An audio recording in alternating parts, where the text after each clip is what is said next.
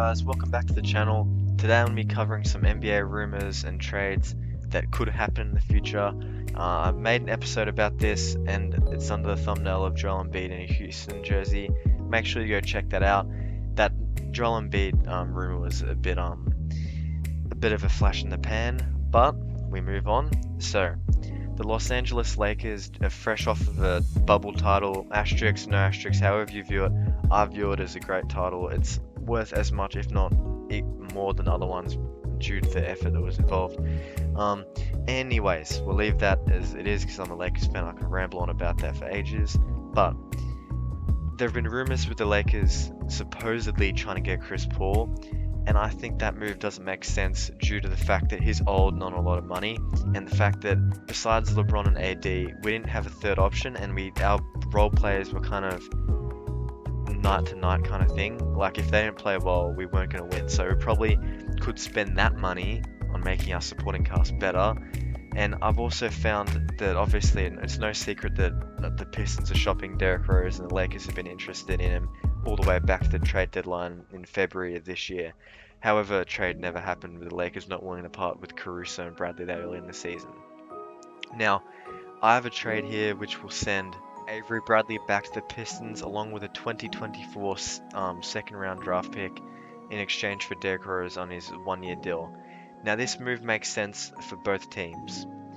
The Pistons, who are in the midst of a rebuild, get rid of a player that's going to win them too many games, similar to what the Lakers did with Lou Williams back in 16-17, I'm pretty sure.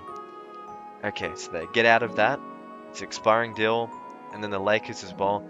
If Derrick Rose doesn't fit, they aren't owing him money. They don't have to shop and try and find a trade for him.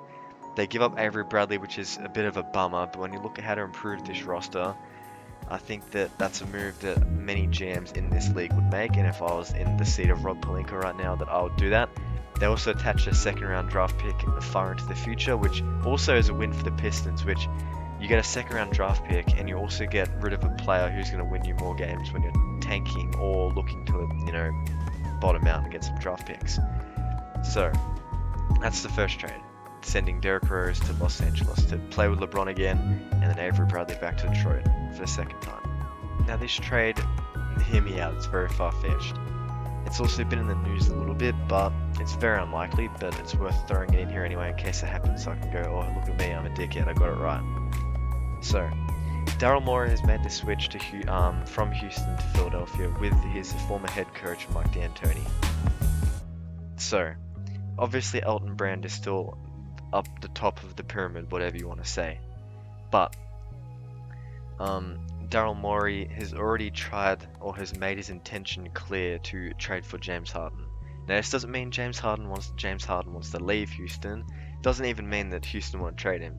But Philadelphia have the contracts of Horford and Tobias Harris, along with players like Tybal, Zaire Smith, and the other one escapes me, but they have a few young guards that they can offer if they want to do a trade.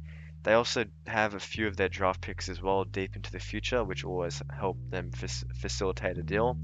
Now you can always trade one of Simmons or Embiid as well. That's a potential fit, but I have a feeling that they're going to try absolutely everything they can to not do that, to not trade them. But here's the deal I'm going to propose. A player I was forgetting before was Shake Milton. So, James Harden sent to Philadelphia in exchange for Al Horford, Shake Milton, Zaire Smith, Matisse Thybulle, 3 second-round draft picks, and 2 first-rounders.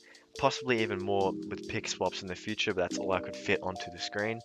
Now, this move obviously gives and increases Philadelphia's chance of winning a title, but it pretty much sends Houston to rebuild mode, as Westbrook would be kind of either you keep him for a bit until his deal expires, because that's what will look like it happens unless you can somehow get the Knicks to trade for him, or you the Rockets will run it out with Westbrook. However, I think that this deal is very, very unlikely, and I'd be very surprised if it happens. But I say maybe in a season or two, if the Rockets are underperforming, I wouldn't be surprised if Harden wants to leave. And Philadelphia after this season probably will start to see the need to make a big call on the futures of Embiid and Simmons playing the same team.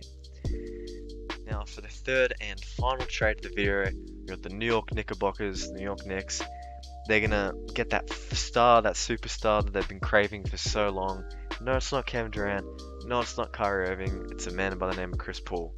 I think that if all things are to be understood with Oklahoma getting rid of Billy Donovan, I think that they're genuinely going to head down the path of a rebuild. So getting rid of Chris Paul to a desperate franchise like the Knicks in exchange for young players and draft picks is probably the right move. In this one I've created, it sends Chris Paul to the Knicks, my bad, in exchange for Julius Randle, Bobby Portis, and Dennis Smith Jr. Draft picks may be attached, but it would just be good for the Thunder to get off of the money, and the Knicks could probably wiggle their way out of giving up draft picks, but it is the Knicks. They love doing that, so you never know what can happen. I believe that the Knicks could get towards playoff contention with this trade. That just shows this caliber of the East towards the 8th and 7th seed. And then the Thunder obviously set their path for the rebuild, focusing around Shai. They'll probably sign and trade Danilo Gallinari, and then I don't think Steven Adams is the kind of player that contributes to winning all that much, so you can probably keep him around, probably retire his jumper in the end. But with that all being said, thank you guys for watching the video. I hope you enjoyed it. Make sure you leave a like and subscribe as well if you've made it to the end.